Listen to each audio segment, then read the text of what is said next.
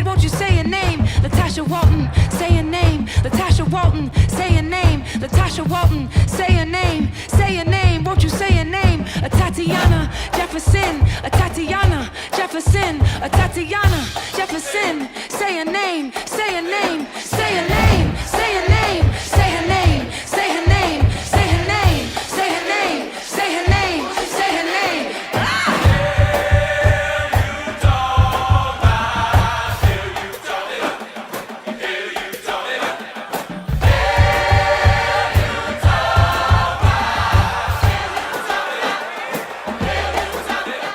Good evening to you all, and welcome back to Under the Blacklight. I'm Kim Crenshaw, Executive Director of the African American Policy Forum. On behalf of AAPF and the Center for Intersectionality and Social Policy Studies, I'm delighted to welcome you to the new season of Under the Blacklight, our virtual conversation series bringing thought leaders together to dissect some of the most pressing issues affecting our communities. This past week marked the 30th anniversary of the confirmation proceedings in which Anita Hill took that lonely seat across from an all-male, all-white Senate Judiciary Committee. Now, Professor Hill had been subpoenaed to submit to a public airing of her affidavit, which stated that Supreme Court Justice nominee Clarence Thomas had sexually harassed her. She bravely recounted the discrimination she had suffered at the hands of a man who, as the head of the EEOC, was actually charged with enforcing the very laws that he was breaking. Hill recounted a clear pattern of innuendo and pornography-laden comments from Thomas that made her job and much of her life intolerable. The resulting confrontation brought the country to an inflection point. The women's movement had spent decades campaigning across the country to lift the lid off the daily routinized forms of abuse and violence that women face at home and at work. So Professor Hill's testimony represented the moment that exposed the cavernous gap between the formal commitments of anti-discrimination law and the far more powerful system of patriarchy and misogyny that superseded it. For the civil rights community, it was a moment of unprecedented significance and risk. After nearly a century of pitched struggle to advance civil rights, the chief architect who had passed Brown versus Board of Education into law, Thurgood Marshall, and the constitutional revolution that breathed life into meaningful reform was now passing his baton. The George Bush White House was now cynically deploying race to install the presence on the court who was in every conceivable way a repudiation of Marshall's legacy. The question before the Black community was whether this challenge would be answered in a way that would empower an anti-civil rights faction to score devastating victories into the decades to come. We now know the answer to these questions in every 5-4 decision that Clarence Thomas went on to make, in the very crises of democracy that we're experiencing right now, from the consequences of an election settled by the Supreme Court, that would be Bush versus Gore, to a democracy increasingly dictated by minority rule, that being through campaign finance reform legislation that the Supreme Court overturned, to gerrymandering that the Supreme Court permits, to the gutting of the Voting Rights Act. There's not an area of law that Thomas hasn't touched. So given how consequential that moment was, and it was utterly devastating to the future of civil rights, it behooves us to ask harder questions in examining the significance of this moment now.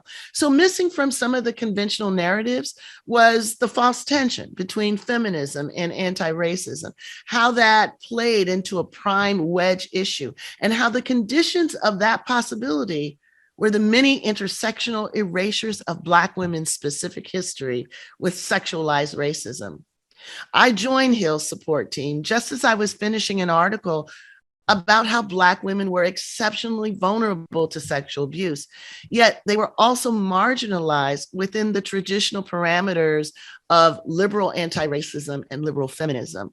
My worry was that what I'd seen playing out historically might actually happen to Professor Hill.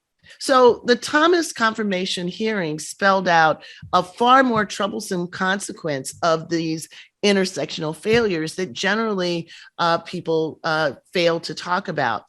And it's often said that if we don't know a history, if we don't learn a history, we're bound to repeat it. We know that any repetition or amplification of the laws and policies that Thomas's confirmation enabled will turn the current risk that we are facing now, that is the risk of a permanent minority rule, into a near guarantee. So we assembled this conversation tonight to take a hard look at this point of inflection 30 years ago. What was the role of Nissejoir in setting the platform for Thomas's confirmation? Why were the words of Thurgood Marshall ignored? What are the unappreciated dimensions of that debacle that we ignore today at our peril? And what is to be done? With all of these topics on the table, I'm delighted to have a stellar cast of conversants in this conversation. So tonight we're joined by Jill Abramson. She's professor at Harvard University, former executive editor of the New York Times, and the author with Jane Meyer of the book Strange Justice: The Selling of Clarence Thomas. We're also delighted to welcome back Paul Butler. Paul is a professor of law at Georgetown University, a frequent commentator on MSNBC, and author of acclaimed books such as Chokehold: Policing Black Men and Others. Matt Ford is an author and staff writer at The New Republic, and his beat is the Supreme Court.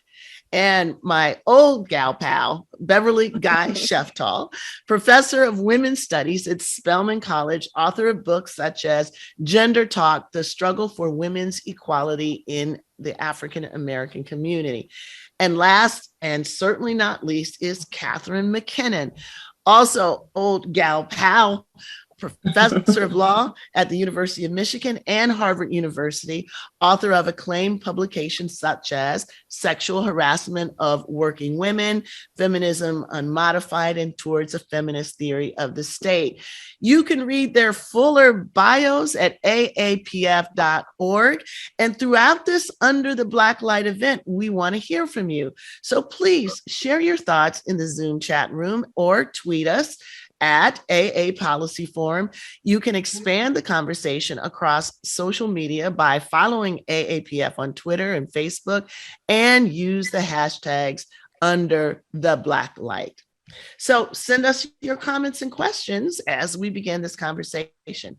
So Jill, I'm going to start at the beginning and ask you to paint a picture of the political setting that set the stage for Anita Hill's appearance. Now, we know that for some folks in this generation, they may not have a sense that Clarence Thomas's confirmation was not a preordained situation. He was an acolyte of Judge Robert Bork, who civil rights groups had been successful in defeating when he was nominated. We also know that Thurgood Marshall, the architect of the modern civil rights legal revolution, had warned everybody with language that said, you know, there's really no difference between a black snake and a white snake. They'll all bite you, basically saying, don't look at the color of the nominee's skin, look at who they are and what they do. So there was a lot of information out there, and the Democrats controlled Congress.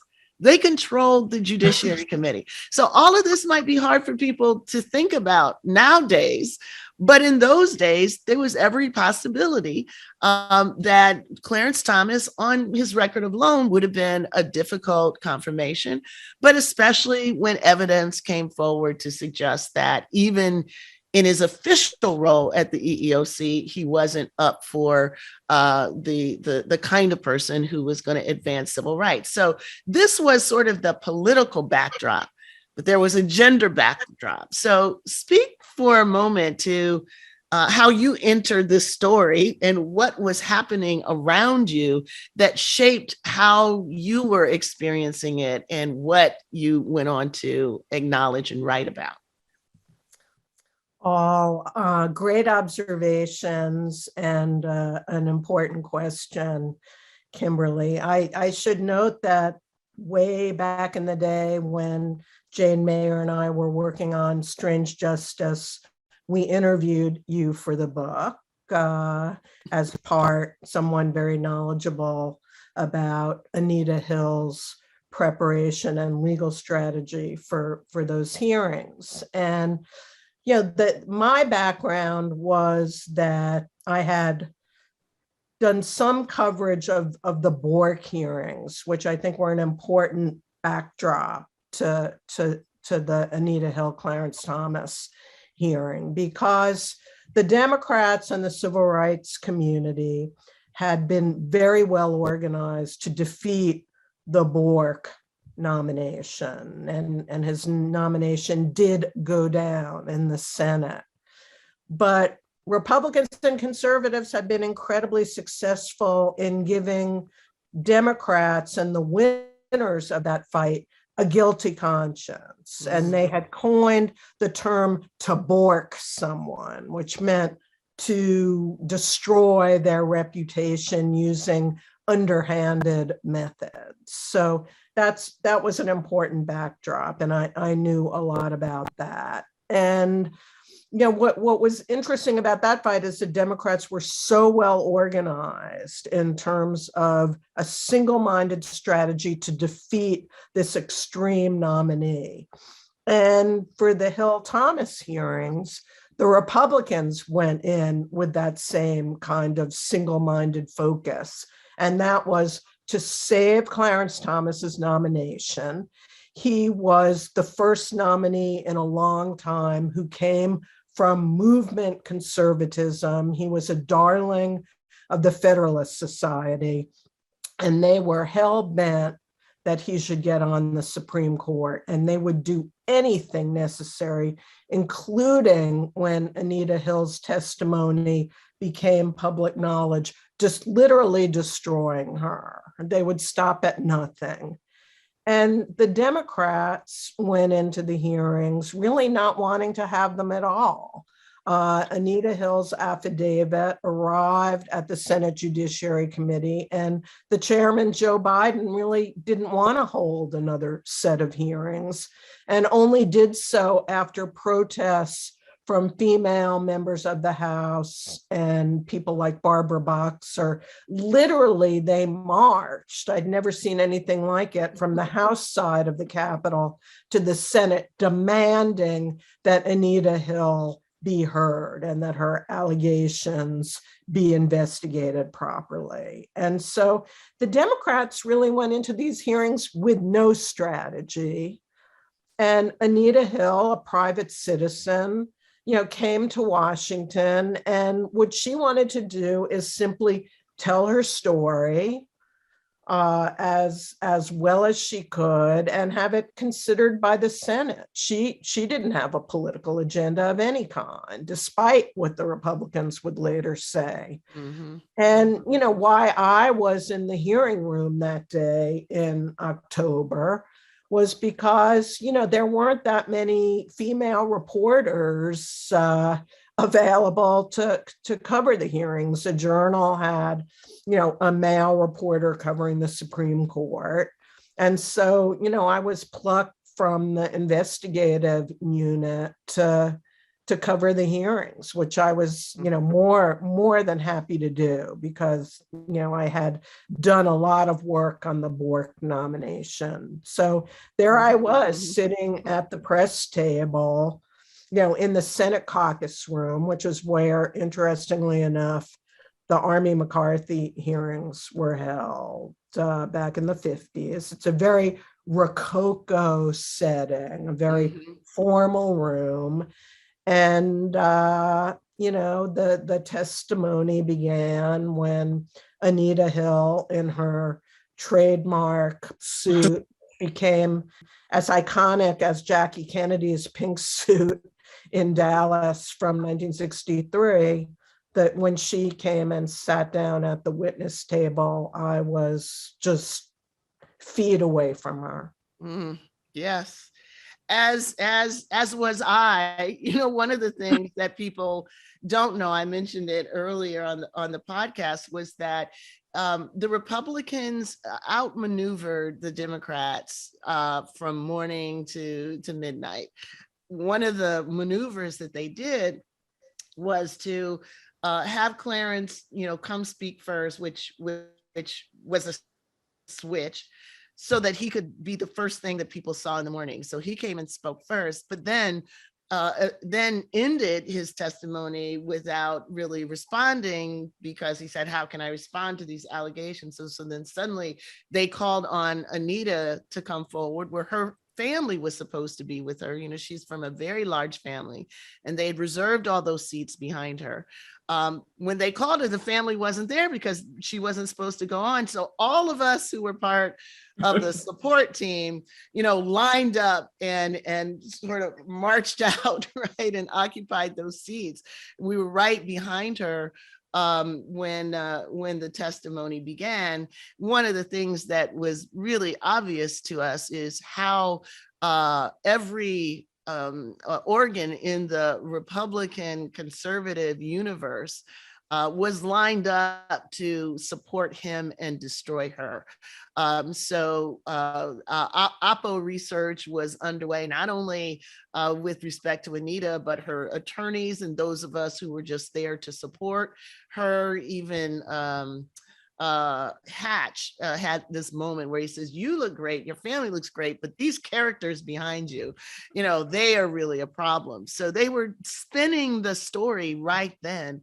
And one of the things that really struck me, Jill, about your observation was it was really clear when she sat there, Anita Hill against the all-white male Judiciary Committee. You got a sense of the power dynamics that were underway. But one could say a similar thing was happening with the media too.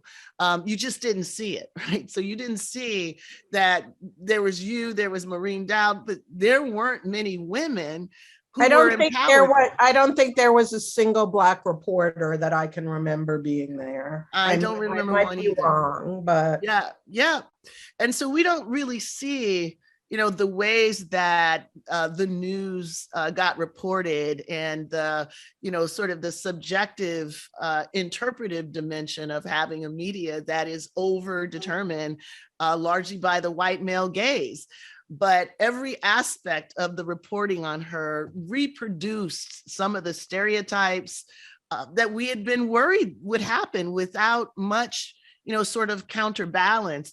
That ultimately led to something, Beverly, I want to ask you about in a second, namely what Black feminists did to integrate ourselves into the discourse. So, Beverly, we both know that one of the dimensions of the Clarence Thomas, Anita Hill hearings that was so traumatic was the way he was able to mobilize certain aspects of our history as Black people to defend himself against Anita Hill's testimony. So take us back to the moment when you heard his testimony, what he said, and emotionally and politically, how as a Black feminist did you perceive that and experience that moment within our own community?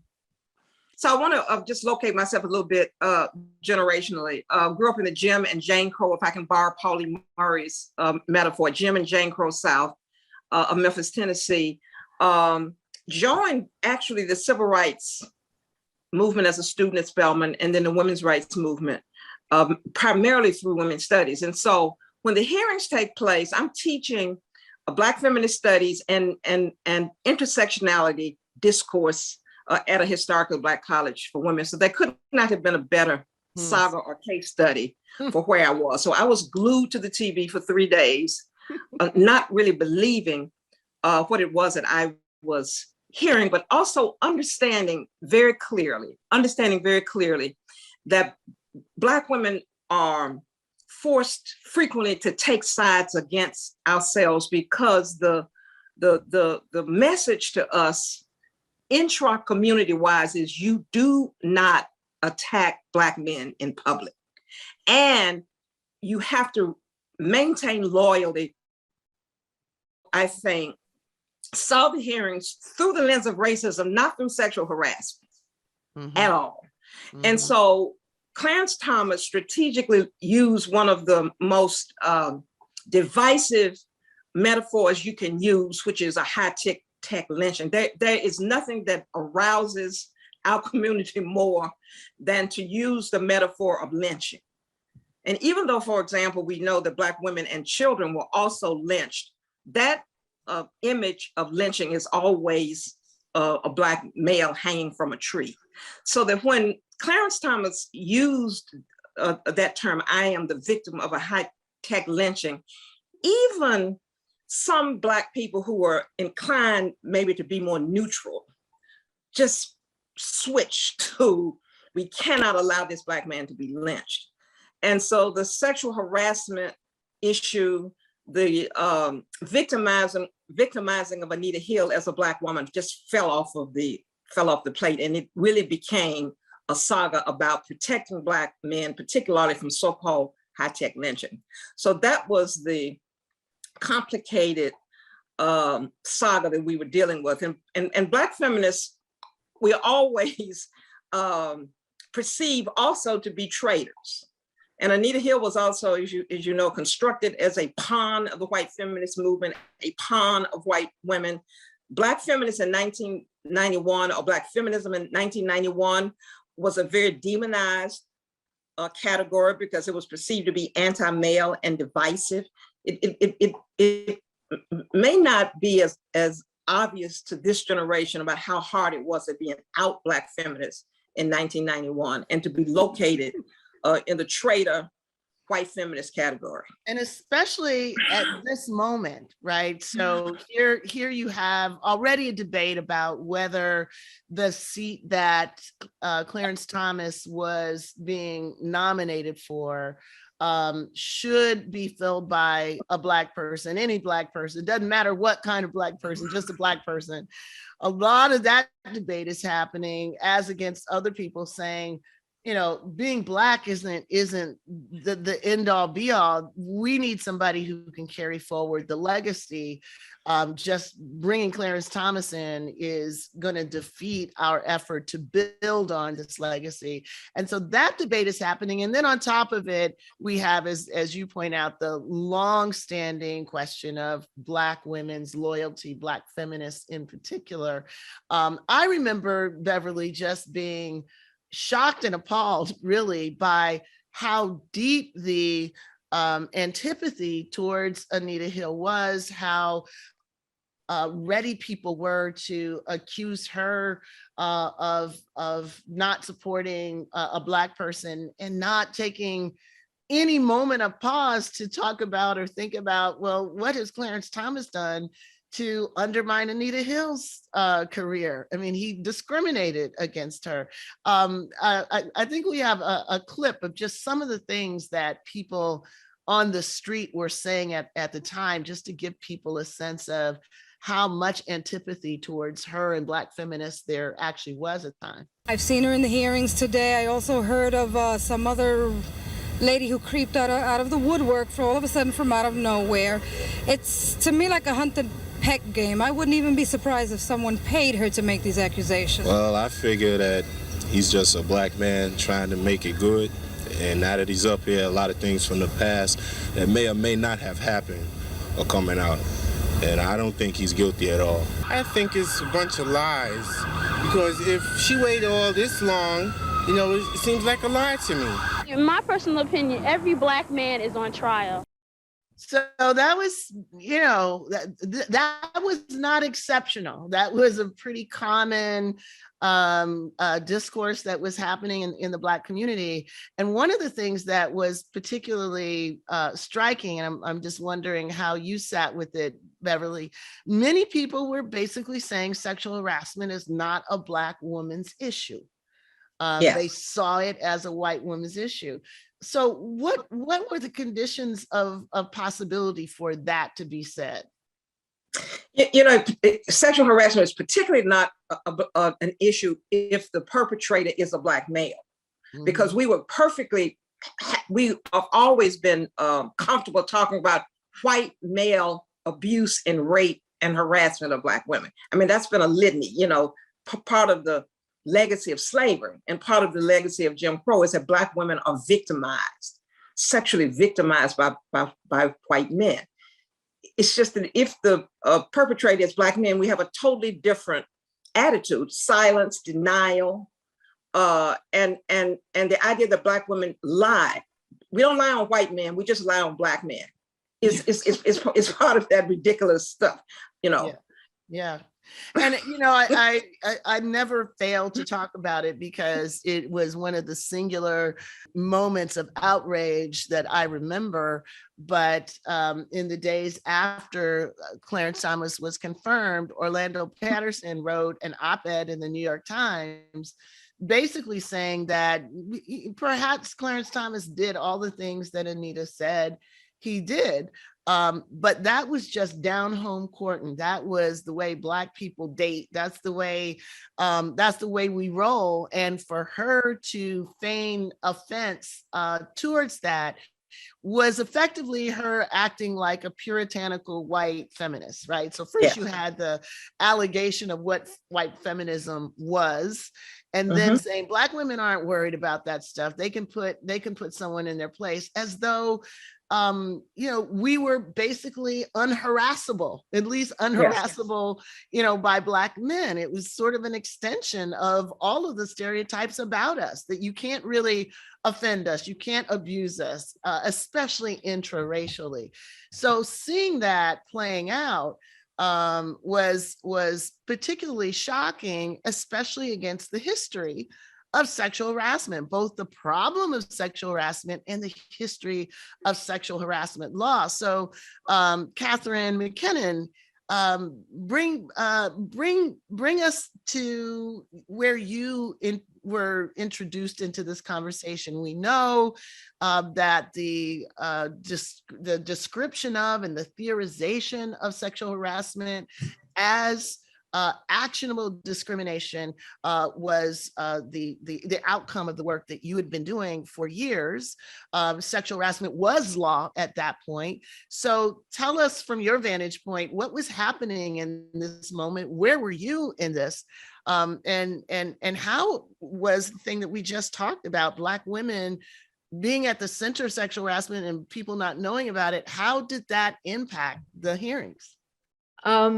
Yeah, the shocking but maybe not so surprising fact seems to be that, you know, the reality of the role of Black women in the history of the development of sexual harassment law has been obscured, made invisible, like apparently most things that Black women are prominent in and create, including the women's movement itself, for example. The women that I represented and also the women who broke the ground for sexual harassment law, those I represented and those I didn't, were all African American women. And for some reason, a racist misogynist reason, their vanguard role, their leadership here, their understanding that sexual harassment is something that happens to women. That was how they understood it themselves. And their ability and their fortitude and their insistence on representing their representation of women as a whole in law and establishing this area of law was something I was very familiar with. Part of the reason that they saw this reality so clearly, of course, has to do with the history of slavery times and, as referred to, the ways in which they were sexually violated, abused, molested. That history was known to the women who understood that when they were liberated from slavery, that although there had been no limits on what could be done to them before, now that they were no longer property, but persons, citizens with rights, that there were limits on what could be done to them under labor law, under human rights law, particularly under civil rights law, having grown up and come of age in under the aegis of the Black civil rights movement. And so they said, this is discrimination. And when they recounted their sexual harassment, including to me, it was clear that it was done to them as women. It was also clear that included it being done to them as Black women. We weren't allowed at the time to say, it hadn't been recognized to say that it was a combination of their race and their sex. It was, however, clearly argued that it was sex-based discrimination, and these are women, and they are African American, and if the law doesn't work for them, it doesn't work. So that fact, that is the central role of Black women in establishing sexual harassment law as discrimination law, seems in many instances to have been lost up to this point in time. So despite their prominence, their invisibility led to a continuing myth that sexual harassment is a white women's trip, that we are all so frail and so unable to handle difficult situations that we faint when, somebody comes on to us in these various ways and all that. And the fact is that white women were slow to understand that this form of oppression is group-based, that it isn't about us individually, that it's not that he's especially interested in us as a person and somehow we have to simply manage this, which is how it had seemed to white women. Black women understood that it was about them as a member of a group. And because of that insight coming from history that had not been lost on them and the mobilization of the Black civil rights movement, which created a consciousness, broadly speaking, even in some white people, of group-based oppression, that was clear to them. They couldn't have been clearer about it.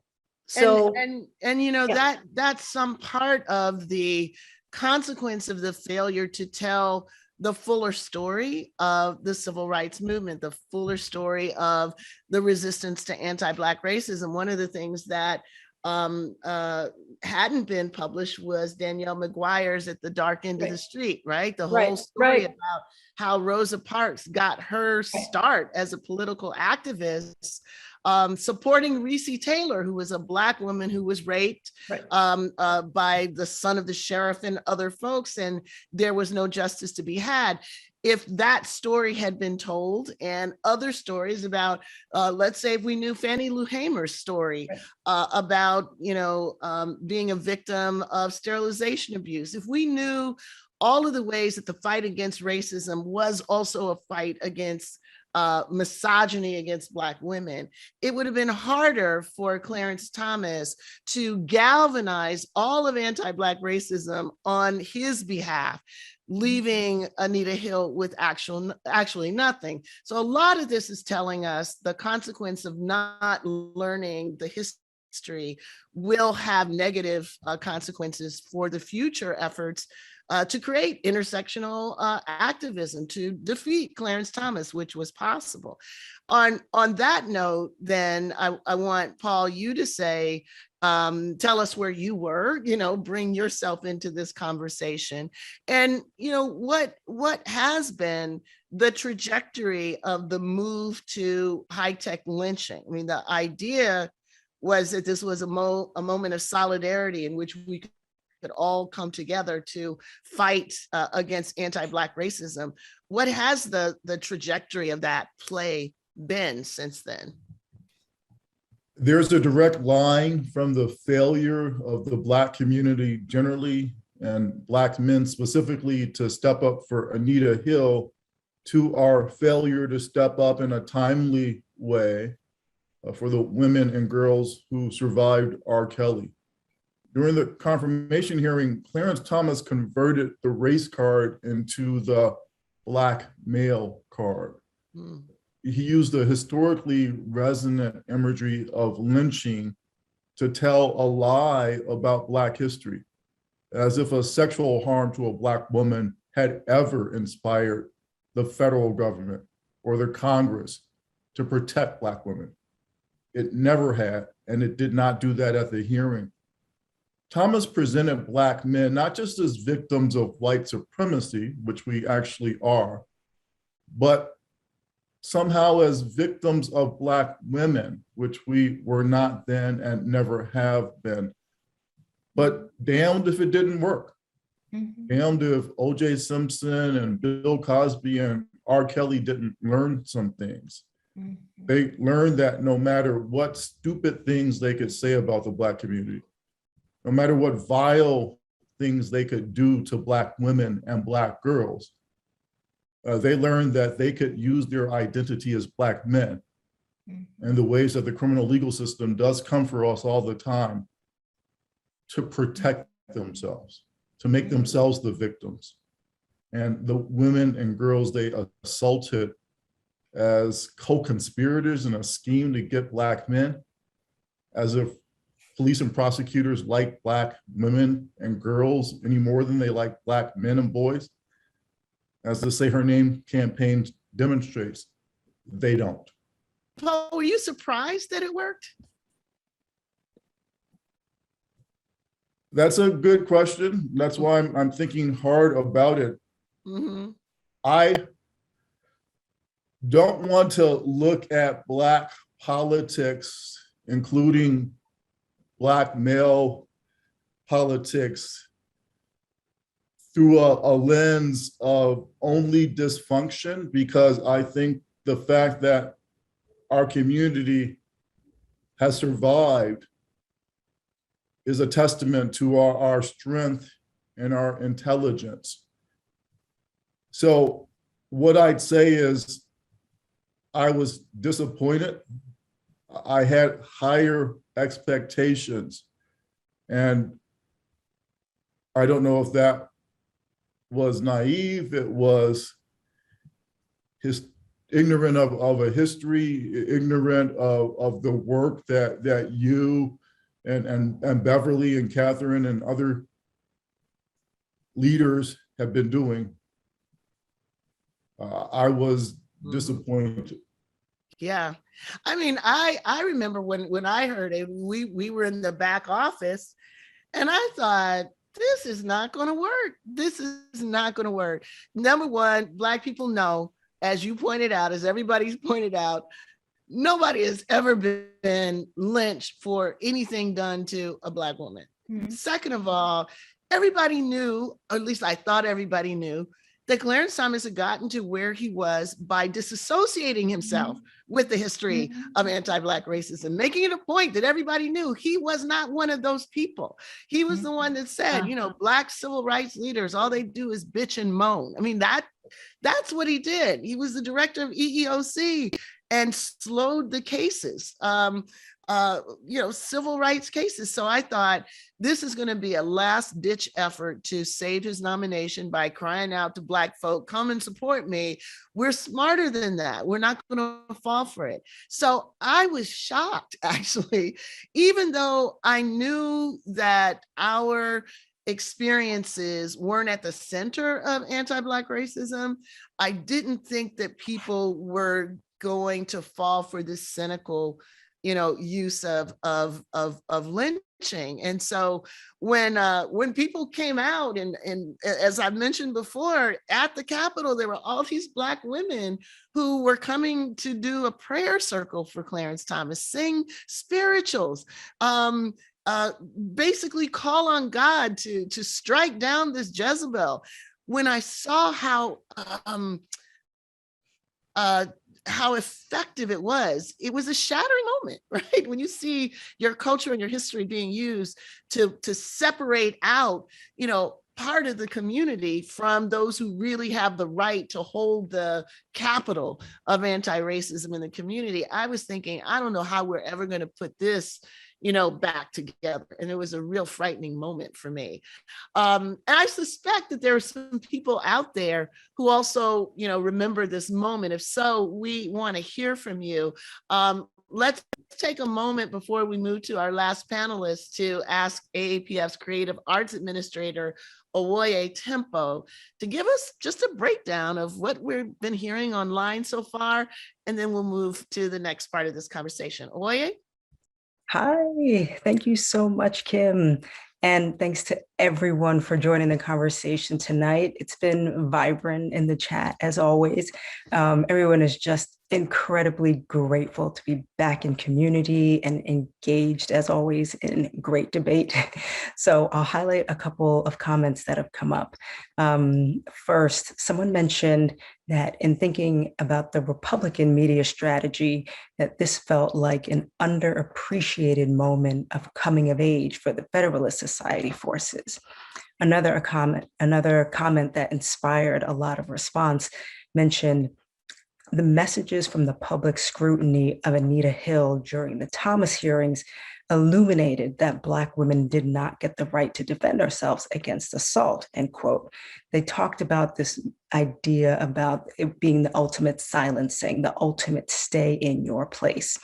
And the final comment that I'll highlight is the group-based conception of justice Professor MacKinnon cites is exactly what Thomas set about to dismantle once he got onto the court. So a great conversation as always, and I'll leave it there and toss it back to you, Kim. Thank you, Owoye. So a lot of comments that lead us right into the next part of this conversation, the contemporary legacy of his confirmation and the consequences of the ideological agenda that he was representing at the time. I'm particularly keen, Matt, to hear from you about the Thomas legacy. First of all, where were you when this happened? And what then have you been tracking in terms of Thomas's influence, the aftermath of this confirmation? Well, for me personally, I was 2 years old when Thomas. So I unfortunately was not able to see it firsthand. But when you review sort of the history of the Supreme Court since then, it's really hard to escape that legacy. In terms of what his confirmation has made possible, there's sort of the obvious. There's the fact that he provided a fifth vote for conservative causes and conservative litigants in a whole host of cases. He's made possible the dismantling of campaign finance laws. He's made possible the gutting of the Voting Rights Act multiple times. He's made possible the sort of revolution on the Commerce Clause that we saw in the Rehnquist era that's sort of tried to continue into the Roberts era. And of course, the most iconic example perhaps is Bush v. Gore, which could have swung the other way if somebody else had been on the court. But his impact doesn't really, that really gives a sort of short shrift to the impact he's had on the court and on the law. Partly that is because he very rarely authors major majority opinions.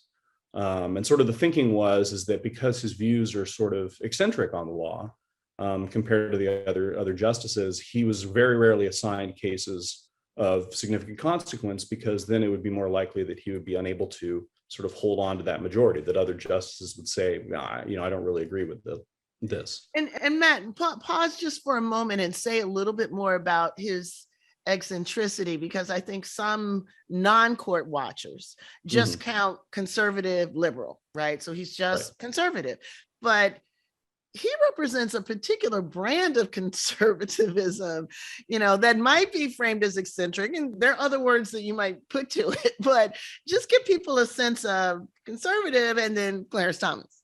Sure. I mean, Thomas, Scalia is probably the best, most often cited counterbalance to him as somebody who, is incredibly conservative, has a very deep desire to read what they see as the original public meaning of the Constitution into the court and its precedents. Thomas is really separated by his willingness to go after those precedents. Scalia himself once said that Thomas doesn't believe in stare decisis, period, which is the sort of principle that precedent and previous decisions are the ones that should guide future rulings. Thomas, has said that, he says that he values stare decisis, but he doesn't value it to the extent that it contrasts what he thinks is his reading of the Constitution.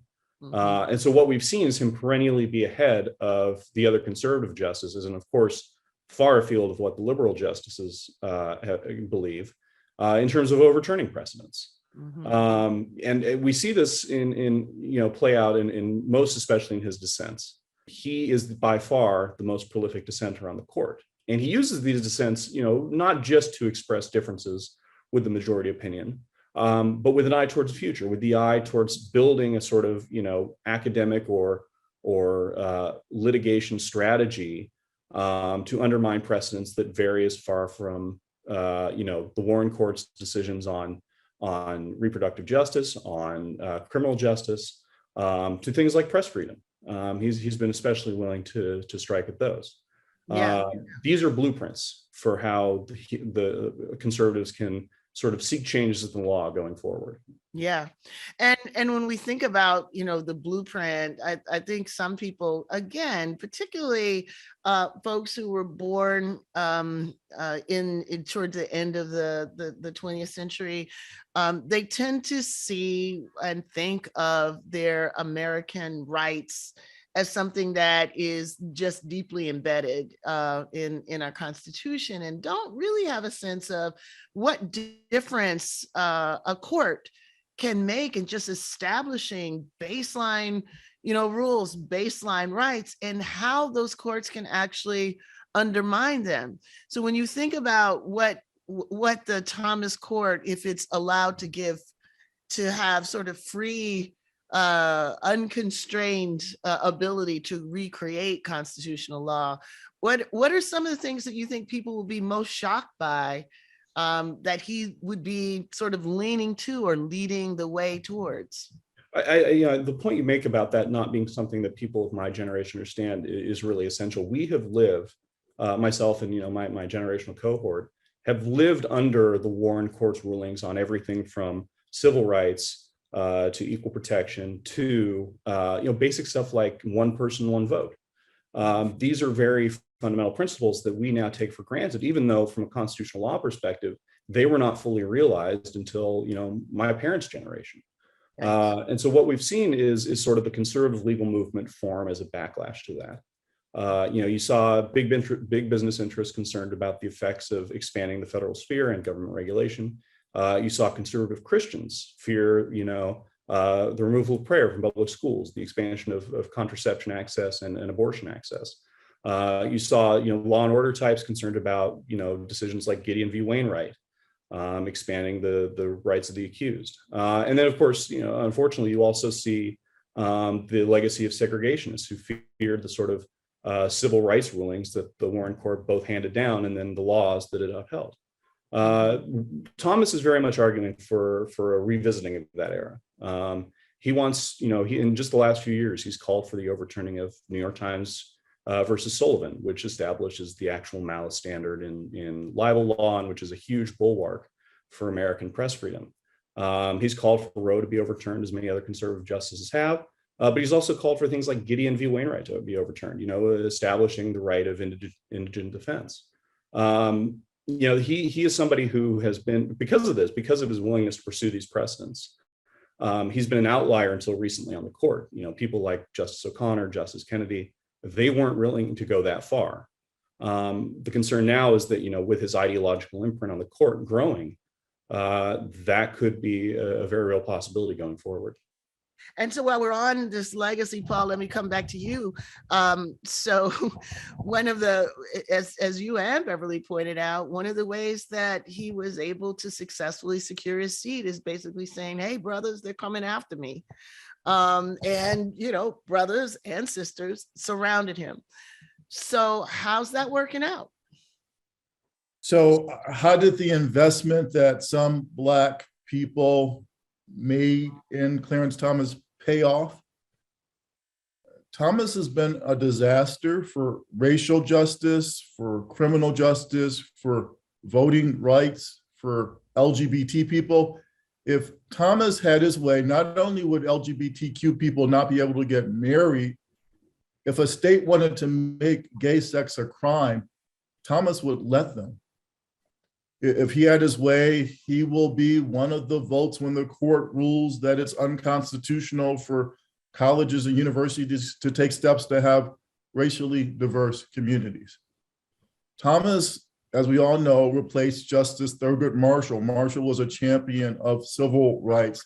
Now, Justice Thomas has been on the Supreme Court for 6 years longer than Justice Marshall. And I think it's fair to say that Thomas has done more to set back civil rights. Marshall was able to do in his time in the court to expand them. So just one example, in the early 1990s, at the same time that Thomas was attacking a Black woman to get his seat on the Supreme Court, at the same time, the US was embarking on the greatest expansion of a prison population in the history of the world. And Clarence Thomas is one of the architects of mass incarceration. His opinions have vastly expanded the power of police and prosecutors. One of his first opinions, when he was just a baby justice, came in a case called Hudson versus McMillan, 1992. And we can now read that case as a tragic warning of what was to come. Mr. Hudson was a prison inmate in Louisiana who was handcuffed and shackled while prison guards beat him up.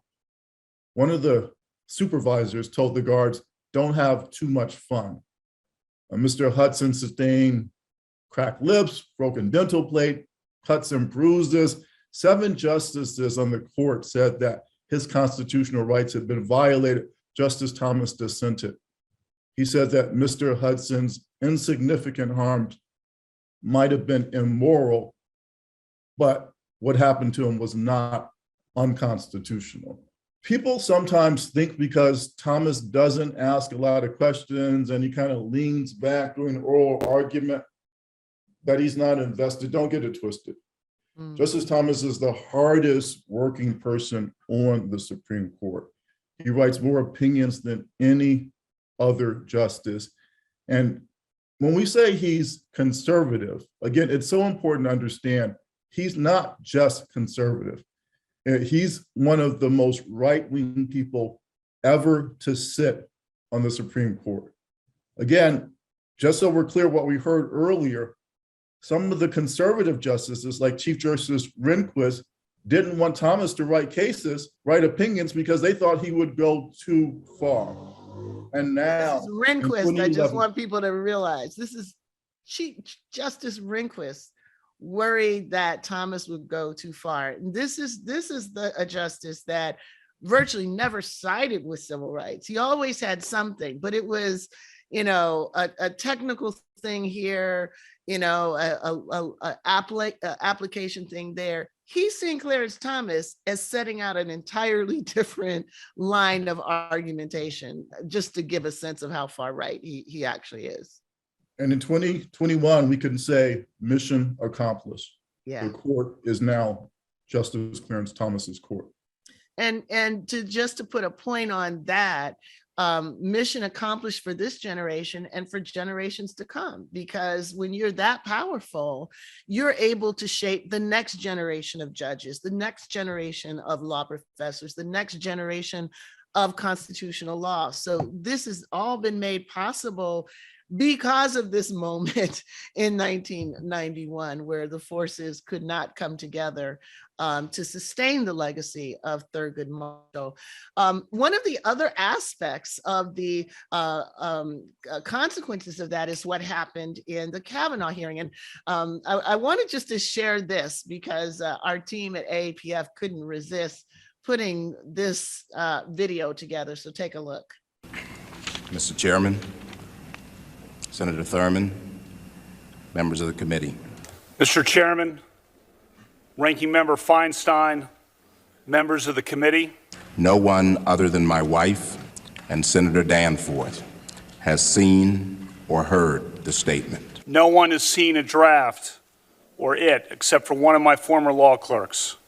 This is my statement. This apparently calculated public disclosure This has been a calculated and orchestrated political hit. has caused me, my family, and my friends enormous pain and great harm. This has destroyed my family and my good name, a good name built up through decades. There is nothing this committee, this body, or this country can do to give me my good name back. This is a circus. This is a circus. It's a national disgrace. This confirmation process has become a national disgrace. It must stop for the benefit of future nominees. The consequences will extend long past my nomination. Several of my friends who are women have confided in me about the horror of harassment. One of my closest friends to this day is a woman who was sexually abused and who in the 1990s, when we were in our 30s, confided in me about the abuse. I have adamantly condemned sex harassment. Sexual assault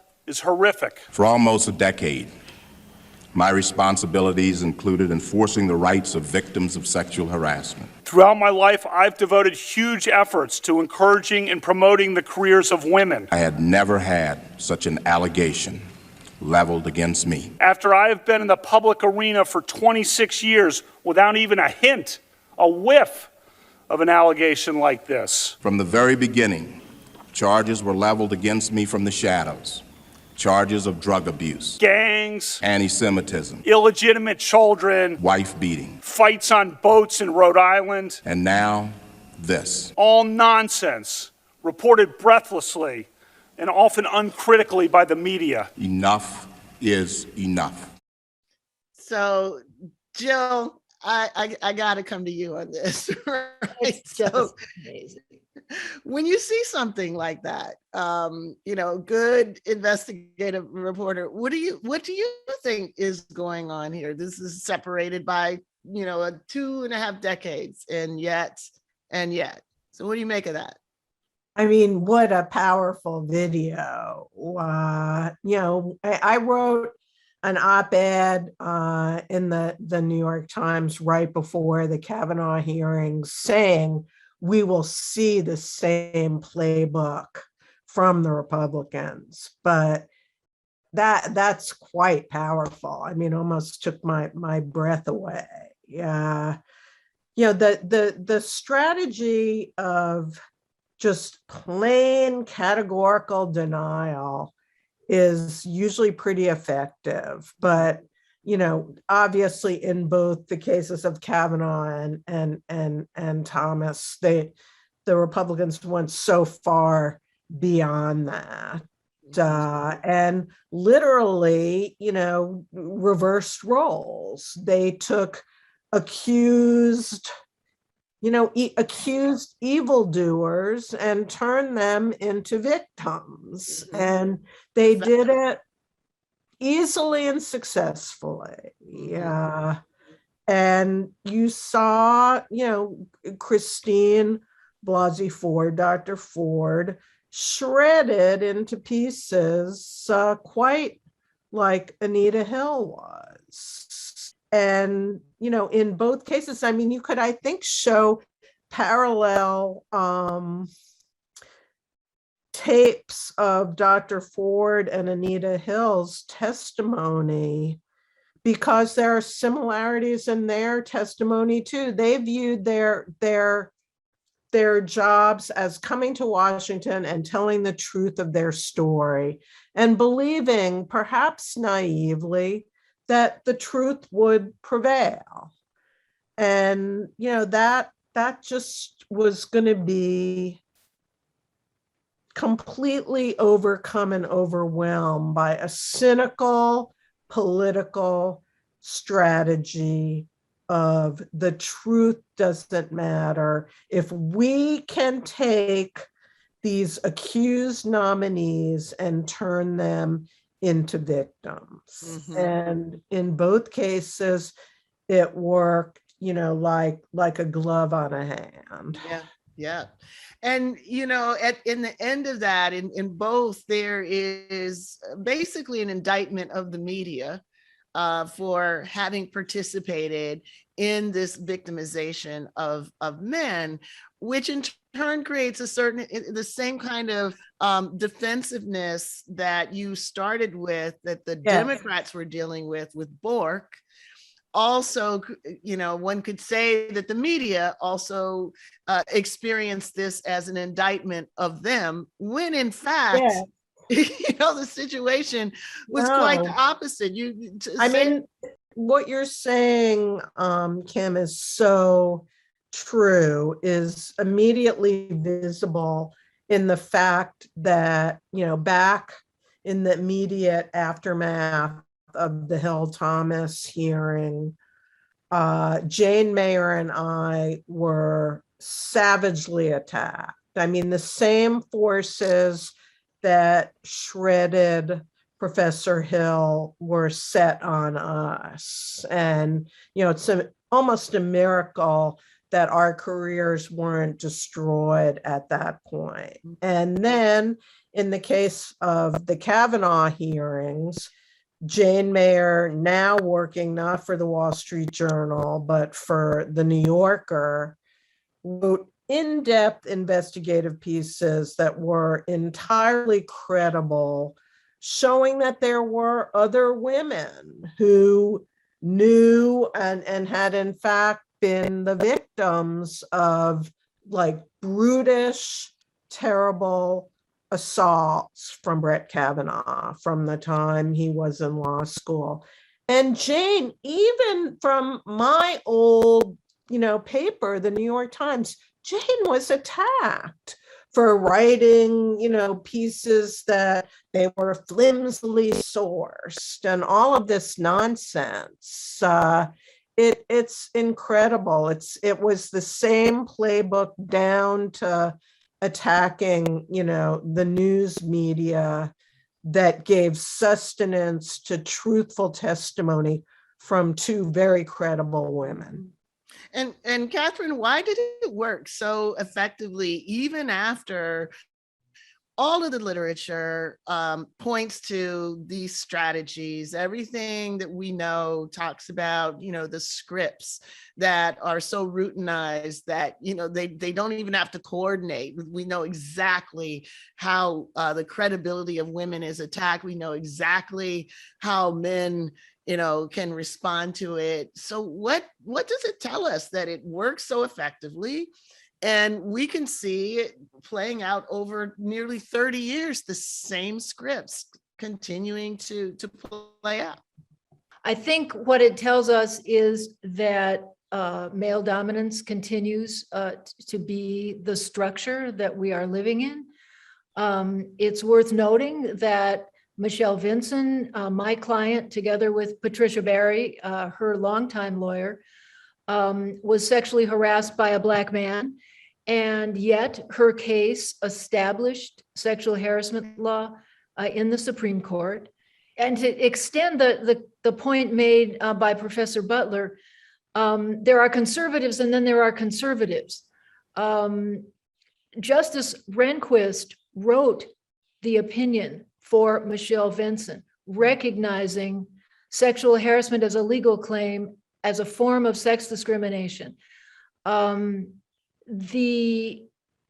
way that men are able to be turned into victims is a clear failure of recognizing not only the reality of the way male dominance functions in society and continues to do so, but a failure to grasp intersectionality as a necessary lens through which to view situations like this. The result, what happened in Hill and Thomas was that Thomas was considered, he managed to make himself be considered Black in the victimized sense rather than be measured by what Black feminism had articulated as a critique of masculinity that applied to anyone who sexually assaulted a woman. And Professor Hill was treated as if she was the white woman, wrongly accusing a Black man of sexual harassment. So, it's the failure of the intersectional lens, I think, that we see then and that we see going forward now. and the fact that people don't have a way of thinking about race in the context of an intra-racial, dispute. Like the likely fact that the outcome would be different if Anita Hill was different. If Anita Hill was a white woman, what kind of story would we have, had here? Right. On that note, Beverly, I want to come to you just to broaden a little bit how it is that the question of male dominance or male power is a complicated one in the African-American community when anti-racism has been framed as the deprivation of masculine power and privilege, right? So in our own community, very well-known people surprisingly supported Clarence Thomas, Vernon Jordan, Maya Angelou, actually wrote an op-ed, a very influential op-ed around the question of leaving the door open. We can never not hope that members of our community will come back to us. And that ended up making it really difficult for people to oppose Clarence Thomas. So when you think about this moment, what is it illustrative of on this question of how male dominance and power is often misframed or misunderstood within anti-racism? I want to say that despite the fact that Black women have had a cogent, brilliant intersectional analysis going back to 1832 with Mariah Stewart, and coming up to SNCC women and Toni Cade Barry in 1970, and African American Policy Forum with Say Her Name, it has been, I would argue, impossible, almost impossible, to inject a Black feminist lens into the ways in which we think about anti-racism. And I lose sleep at night trying to figure out why that's the case. I mean, we're talking about, we're talking about 1832. And then here we are in 2021, and you still have Black folk, as Professor Butler has said, supporting R. Kelly, and their videos. I want to mention. So you had celebrities, so-called celebrities, supporting Clarence Thomas, and Maya Angelou's naive assertion that somehow Clarence Thomas would remember that he's Black and remember that he's poor would make him not turn out to be the ultra-conservative, misogynist person that we knew him to be. I do not know why it is that we continue to think that Blackness will also make us feminists, or Blackness will not make us question toxic masculinity norms, or even that Blackness will make us sensitive to the plight of poor people, as Professor Butler has said about the case with the incarcerated person. Being opposed to racism does not mean that you will be opposed to sexism or heterosexism or poverty. And so here we are in 2021, African American Policy Forum has to mount a Say Her Name campaign. A Black woman has to make a film about R. Kelly for people to pay him any attention after 20 years. And I just want to say, Kimberlé, your brilliant op-ed about why it took so long for R. Kelly to have some justice is just another indication of the failure of intersectional thinking and Black feminists, cogent, brilliant, theorizing to change that script. Yeah. And this is a moment, and one of the reasons we wanted to do this was to say, maybe the general public, maybe even folks inside our community are ill prepared to step to the plate for our benefit. But if we can show that the entire country was impacted by this, that the place we are with our democracy potentially coming apart at the seams, we can, as Paul said, trace a direct line to that moment. So this intersectional failure isn't one that just Black women are holding. Our entire nation has been impacted by this moment. So part of the hope is, in all this commemorating, that we actually lift up the difficult aspects of the consequences and rededicate efforts to unpacking it so we can redirect these energies, which is what we want to come back to in our last segment. Just going to ask Owoye really quickly, tell us what people are picking up. What are they curious about? What seems to be resonating with them? And what do they want to know moving forward? Thanks, Kim. So folks are really picking up on Catherine's comments on male dominance and the way we continue to live under it. And also the insight that this is a real failure for people to grasp intersectionality that Beverly has shown has existed for centuries. So it's a great conversation in the chat, and people are really enjoying what's going on. Thanks. Well, to just bring a moment of levity before we go to the last chapter on what do we do now, we couldn't resist showing just a little bit of the Saturday Night Live clip. It was comic relief. Sometimes, when things are so absurd, the only thing you can do is show the absurdity of it. And that, I thought, captured it really well. So where are we going now, right? What are the implications of what we've been learning from the past in terms of how we can pay better attention to the direction of the Supreme Court and what's to be done?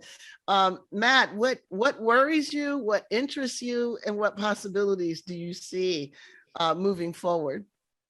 We talked about Thomas a lot, obviously because of his own personal importance. But one of the aspects that makes him so influential and such a preeminent presence on the right is not just him, but also his clerks. He has had a tenure on the court that is now hitting 30 years. He's had a profound influence on a generation of conservative legal thought. And as a result, what we're going to see going forward is not just his sense, his opinions, those things living on, but the people that he's elevated and shaped continuing to play a role. Thomas, there was a report that found that half of the federal appellate judges that Trump nominated before 2019 were Thomas clerks. He nominated 10. Compare that with Scalia clerks, who were about 5. Thomas clerks are influential in right-wing media. They have Fox News host Laura Ingraham is one of them. They're influential in judicial activism. They will continue to play a significant role. And I don't mean to overgeneralize and say that all of Thomas's clerks share his views or share each other's views. But I think a very useful insight into how influential that clerkship can become is John Eastman. John Eastman was a Thomas clerk in the 90s, in the early 1990s. And since then, he has embarked on a legal career that most recently involved writing a memo asserting that the president and the vice president could overthrow an election. When we think of these justices, it's not just the things they write down, the things they say, it's also the people that they convince and persuade. And I think that for the rest of my life, certainly, we will be dealing with the fallout of the people that Justice Thomas has inculcated over the years. And when we compare it as well to the legacy of a Marshall or a Brennan, the influence that they had actually is receding in comparison to the influence of Thomas. And you have to add in, of course, Rehnquist and Roberts.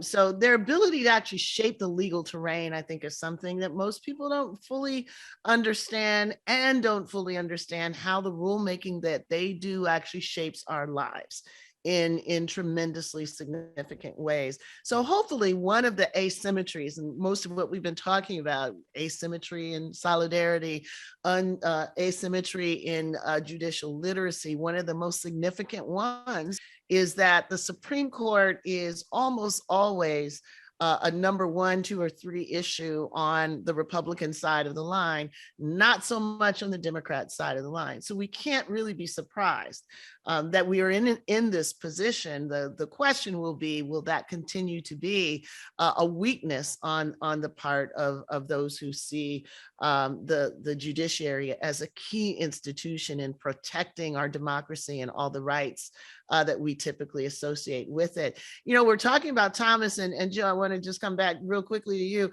What about Jeannie Thomas? What is it that people don't know or talk about or say about her? Well, Ginny Thomas, Clarence Thomas's wife, kind of completes the full loop of conservative right-wing dominance. There is not another Supreme Court spouse in the history of the court who has been as involved in openly partisan and ideological campaigns and promotion of specific politicians and kind of extreme platforms as Ginny Thomas has been. You know, you only need to look at her Facebook and Twitter accounts to check me on how far out there she is. She got in a little bit of a jam, and even some of Thomas's former clerks were angry because on the morning of January 6th, she sent supportive messages directly to some of the people and groups that later fomented such frightening and unprecedented violence in the very halls of the Capitol. And of course, her crazy conversation, at least the crazy tape message she left on Anita Hill's voicemail, inviting Anita Hill, decades later to apologize to her husband. I mean, that was just downright bizarre. And, I am proud of the fact that I put that story on the front page of the New York Times where it deserved to be. It just, another aspect of Clarence Thomas that is singular and unprecedented. And I just wanted to underscore the point of his, immense potential to have such impact and create a long legacy on the court.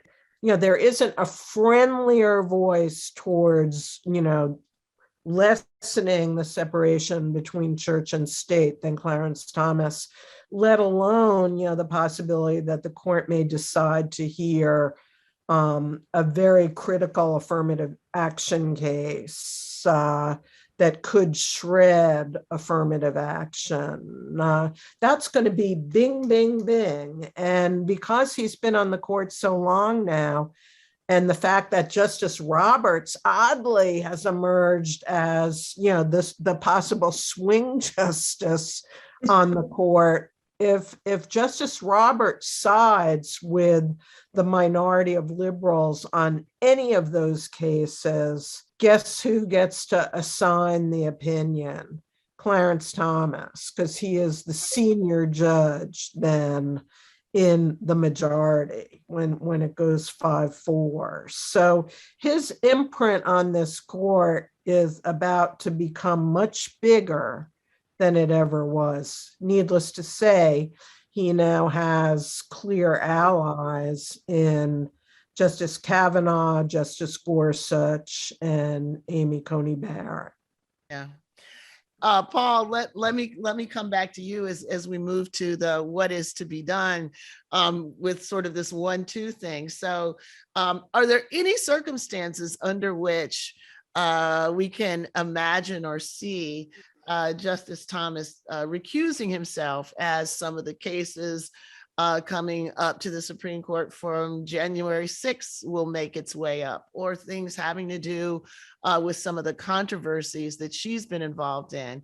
And I guess the second one that I just want you to give us your closing thoughts on, the kind of conservatism that Clarence Thomas has now championed is not aligned with the traditional conservatism that's always been part of Black community politics.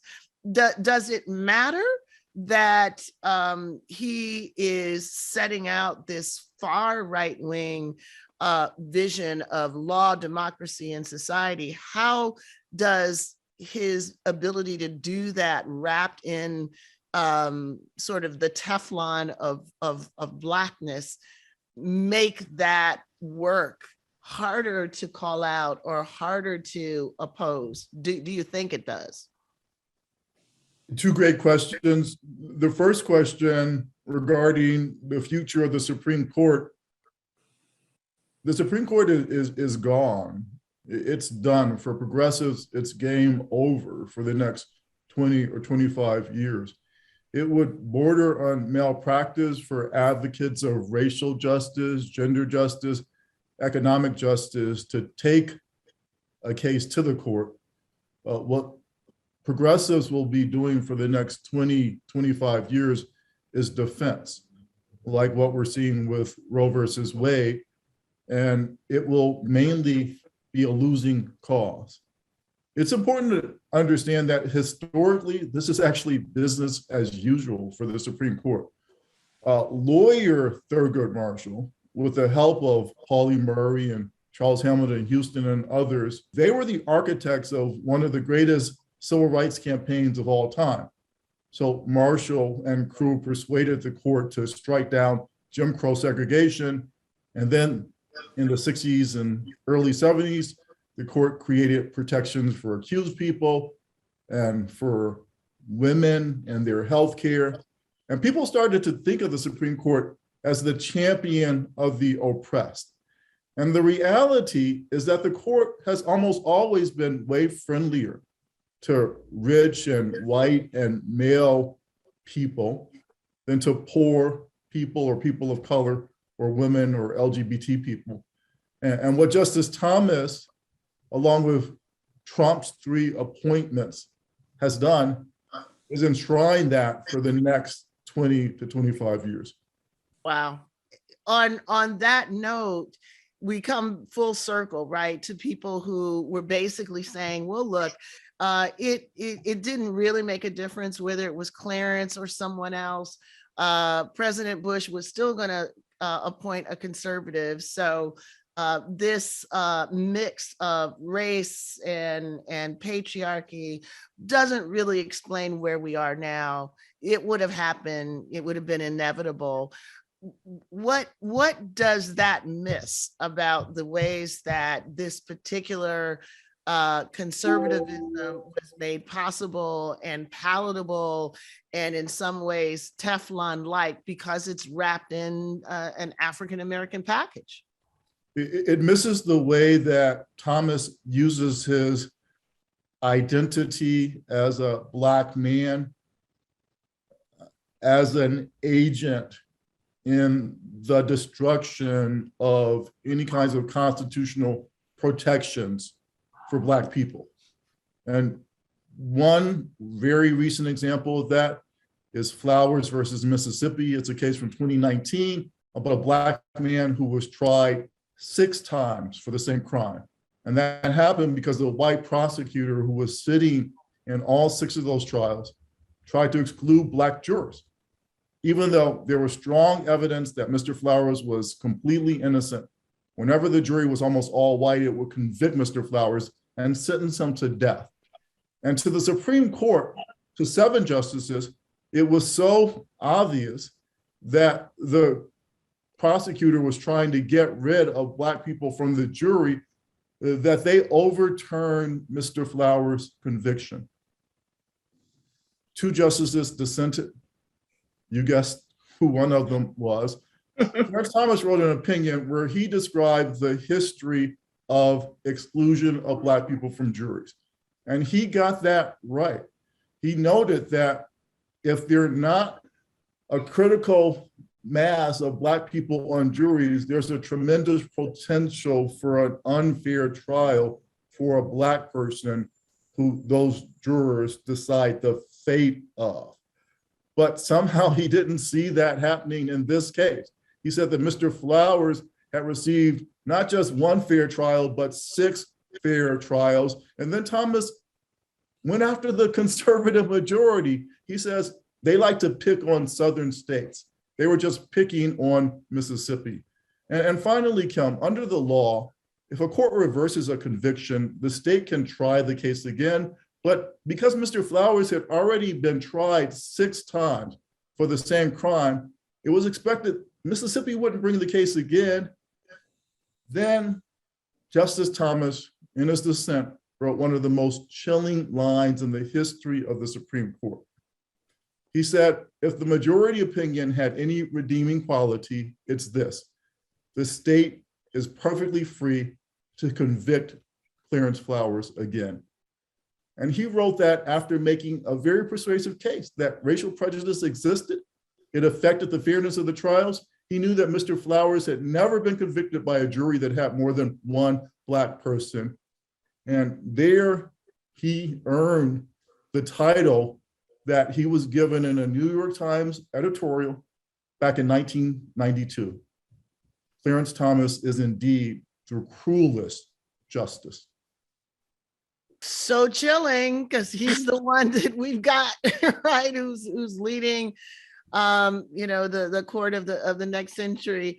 Let me quickly get some of the concluding thoughts from you, Catherine, and you, Beverly, about where we're landing on this, and if anything, if what Paul says is right, that we've lost the Supreme Court for the next 20 years at least, that does suggest that there has to be some kind of long-term strategy.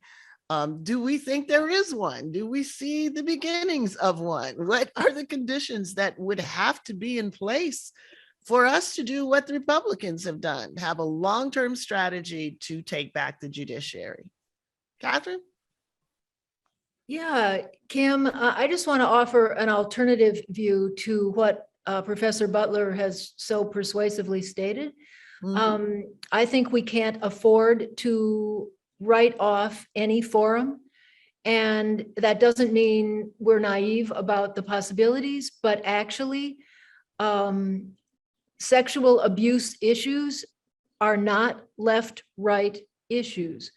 And this can be illustrated by the fact that Rehnquist and Scalia have both written unanimous opinions for that court on my arguments about sexual harassment, one for a Black woman and one for a white man, actually, the Onkal case. So I would also point out that with the liberals, Justice Roberts and Justice Gorsuch, who also recently adopted the argument on gay and lesbian rights and trans rights that I have been arguing since 1980, that is that denial of those rights is sex-based, I think goes to show that among our agendas needs to be figuring out how to talk to what I think of as the real conservatives, people with substantive conservative views,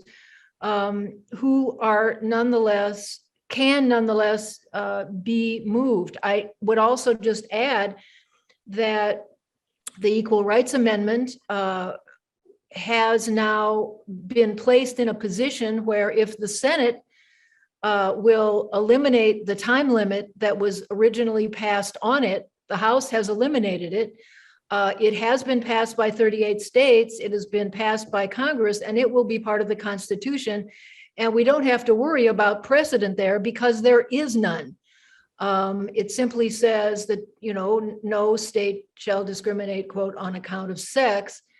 And we have the opportunity of interpreting sex to include everyone who is discriminated against on the basis of their membership in a sex-based group. And that opens the possibility for an intersectional analysis of sex to include race, even though regrettably that isn't part of the text. So we have an opportunity between Paul and Catherine to bring Matt back in. Matt, so where are you going with this? So Paul is thinking, we need to say goodbye for a while. Catherine is saying there's some possibilities that we can't write off. What's your sense? I mean, I hate to be this guy, but I think they're both right. There are certain aspects of the court's jurisprudence that progressives, liberals, the left will not face any victories on. It was looking for a while like the death penalty could potentially be further reduced or even abolished altogether. That's gone for 30 years. There are aspects of civil rights law and voting rights law that could also be under threat. But when it comes to the LGBT community, some of the conservative justices don't appear to be willing to go that far. My concern is not just that the court will change in ways that we see now, but that there will be issues on the horizon that we cannot foresee at this point that the court will go further right on. We've talked about Roe v. Wade for so long that we've sort of neglected the argument on the far right that the 14th Amendment actually protects unborn fetuses as persons, and that abortion would therefore be unconstitutional and illegal in every state. There are aspects of administrative law that they could go that we haven't really conceptualized yet. One of the issues that Democrats, that liberals, that the left, that umbrella will face over the next 20 to 30 years is conceptualizing a vision of the court that is not like that, that is at odds with how it will act. And in that sense, not necessarily in behavior, but at least in ideological vision, the left will need somebody like Clarence Thomas, ironically enough, who is able to chart out what that looks like, even in dissents and concurrences, and even when it is unpopular. And so, Beverly, I'm gonna come to you in a minute for the final word on where we're going. I want to bring Jill in for a second to ask this. You made an argument about reopening the case, and now there is even reason to reopen Kavanaugh as well. What would have to be in place for any powerful group of people to actually make good on that possibility? Do you foresee it as being remotely possible or a fantasy? And even in the fantasy, what would it be that would make that possible? Well, I wish I could say that it wasn't a fantasy or my fantasy, but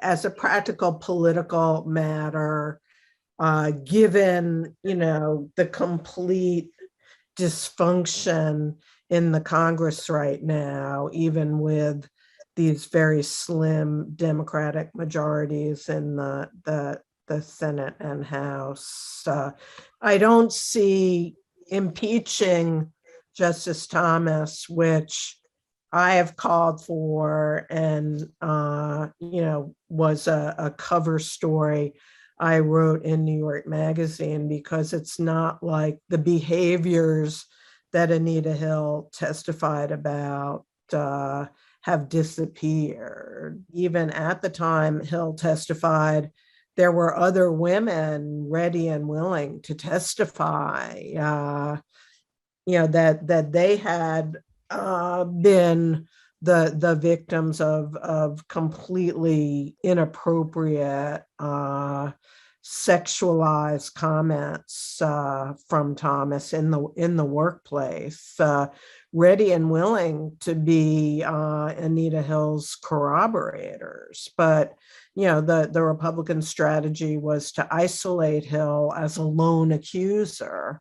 And that the same strategy was employed with Christine Blasey Ford, keep her as a lone accuser. And, it was a strategy that worked remarkably well. And I don't see, impeachment proceedings, because I do think we now live with the reality that there are two perjurers on the Supreme Court, Justices Thomas and Kavanaugh, but whether that will ever become, an agenda item for the Democrats is a complete unknown. I think there would have to be a complete reshaping of the party control in Congress for that to even be contemplated. Though tragically, before the 1992 elections, Nancy Pelosi and others in the House were very seriously looking at trying to get an impeachment investigation of Justice Thomas going, but then the takeover of the Congress by Newt Gingrich and his Republican allies took that completely off the table. And what's so frustrating is just knowing that if the situation were even remotely on the other side, if the Democrats had put two people on the court that are widely thought to have perjured themselves, it would not be over, right? It would not be over. So one can only wonder what circumstances might turn the court into the crises that it really is, and a target of concern for people who really want to protect our democracy. Beverly, I'm going to come to you for the last word, and put a few things, in front of you. So we talked earlier about what the consequence was for Black women when the reporting on this clearly mapped onto the idea that this was a race versus gender moment, and Anita Hill's, Blackness was being unwritten, along with the long histories that her testimony reflected. So Black women, you were one, came together and took out an ad in the New York Times called African American Women in Defense of Ourselves.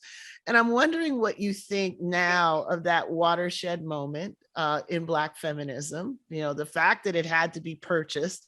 And this was before the days of emails and I mean, we had to use mail and send checks and all that, to be part of this effort that was started by Black feminists. But it has much changed.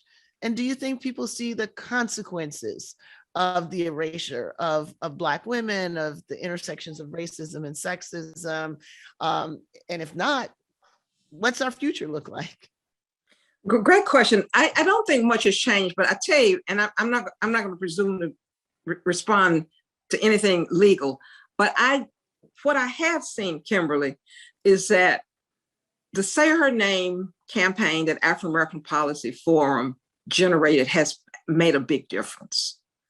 The other thing that I want to say, and I want to call out to Paul and Matt, it is now time to do another expose on Clarence Thomas. You may remember that Emerge magazine, not very long after he, had done whatever he did, Emerge did a piece. I think it would be very helpful for the African American community to hear what the impact of Clarence Thomas has been on the Supreme Court over all of these years. I think that it needs to be written. We need an expose, and it needs to be out there. And I also think that we need an African American Women in Defense of Ourselves new ad.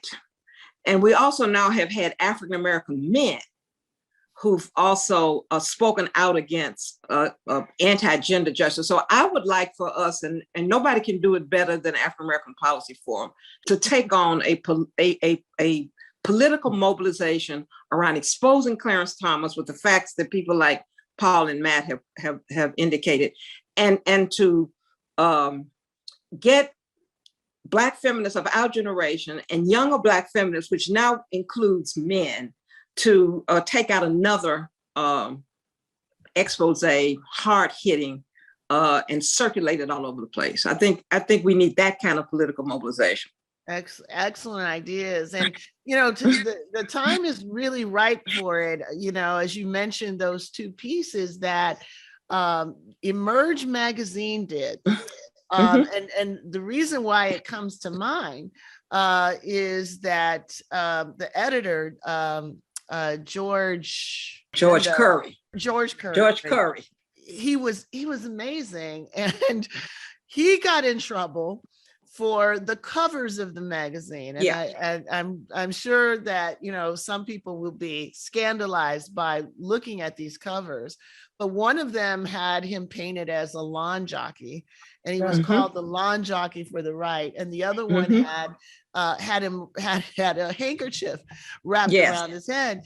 And George Curry did not back down from the criticism when people were saying, well, isn't this racist what you're doing? Or isn't this just saying that, Black people can't be conservative? He said, no, it's not saying that at all. It's saying substantively, these politics, this view of law, this agenda is an anti-Black agenda. And we have traditionally had a way of articulating what that is when people who are Black use their Blackness as a cover for anti-Black politics. So I love that suggestion, Bev. I know that the team is listening. Chris Lehman, who is our editor-in-chief of the new website that will be launched soon, I know is listening. So folks, stand by for this. Well, on that directive, I want to thank all of you for joining us. This remarkable conversation exposed how an act of misogynoir continues to claim many victims, including potentially our democracy.